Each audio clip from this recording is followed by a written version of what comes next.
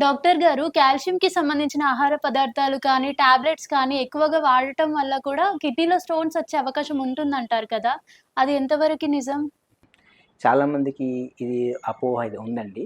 కానీ గమ్మత్తేంటంటే ఈ scientific evidence ప్రకారము కాల్షియం తక్కువ తీసుకుంటే స్టోన్ ఫార్మేషన్ ఎక్కువుంటుంది.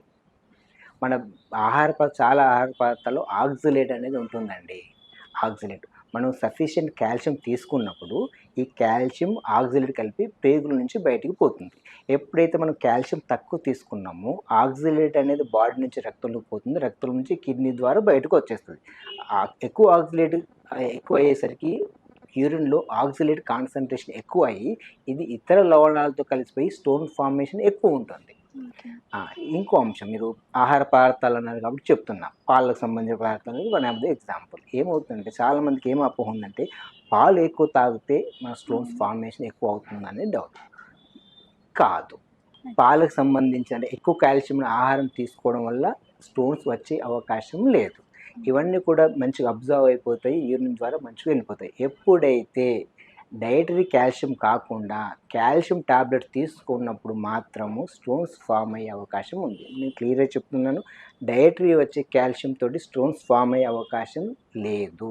కాల్షియం సప్లిమెంటేషన్ టాబ్లెట్స్ ద్వారా కావచ్చు, ఇంజెక్షన్ ద్వారా కావచ్చు తీసుకున్నప్పుడు మాత్రం స్టోన్ ఫార్మేషన్ అయ్యే అవకాశం ఉంటుంది.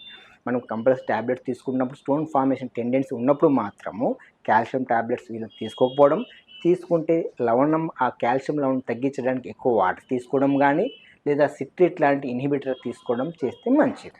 చాలా సార్లు తెలుసుకోవడం కష్టమండి. తెలుసుకోలేము కూడా. కానీ కొద్ది మందికి మాత్రం తెలుసుకోవచ్చు. అది తెలుసుకోవాలంటే స్టోన్ అనాలిసిస్ చేయాలి. స్టోన్ తీసిన తర్వాత దాన్ని పరీక్షకు పంపిస్తారు. దాన్ని బట్టి తెలుసుకోవచ్చు. నెంబర్ 1 కంప్లీట్ మెటబాలిక్ వర్కౌట్ చాలా 22-40 టెస్టులు ఉంటాయండి. అది బ్లడ్ టెస్టులు ఉంటాయి, యూరిన్ టెస్టులు ఉంటాయి, ఎక్స్‌టెన్సివ్ వర్కప్ ఉంటది. ఇవి అందరికీ చేయలేము. చేసిన ఫలితం చాలా సార్లు ఉండదు. కానీ స్పెసిఫిక్ గ్రూప్ ఆఫ్ పాపులేషన్ ఉంటారండి. మళ్ళీ మళ్ళీ స్టోన్స్ వచ్చినాయనుకోండి. ఇప్పుడు స్టోన్ సర్జరీ చేశాము. మళ్ళీ ఒక 2, 3 డేస్ మళ్ళీ వచ్చింది. మళ్ళీ వస్తే మాత్రం రికరెంట్ స్టోన్ ఫార్ములా మాత్రం చేయాలి. నెంబర్ 1. నెంబర్ 2 బైలాటరల్ స్టోన్ అంటే 2 వైపుల స్టోన్స్, మల్టిపుల్ స్టోన్స్ అంటే పెద్ద పెద్ద స్టోన్స్ ఉంటే ఈ వర్కప్ చేస్తాం.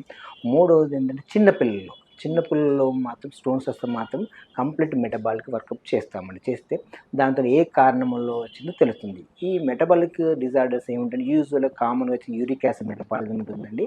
కొద్దిమందికి హైపర్ పారాథైరాయిడిజం కూడా ఉంటుంది. వీటి వల్ల తెలుస్తుంది. ఈ స్పెసిఫిక్ రీజన్ అనేది లెస్ దాన్ 1-2% ఉందండి. 95-98% మాత్రం ఈ కారణం వల్లనే వచ్చిందని మాత్రం చెప్పడానికి లేదు.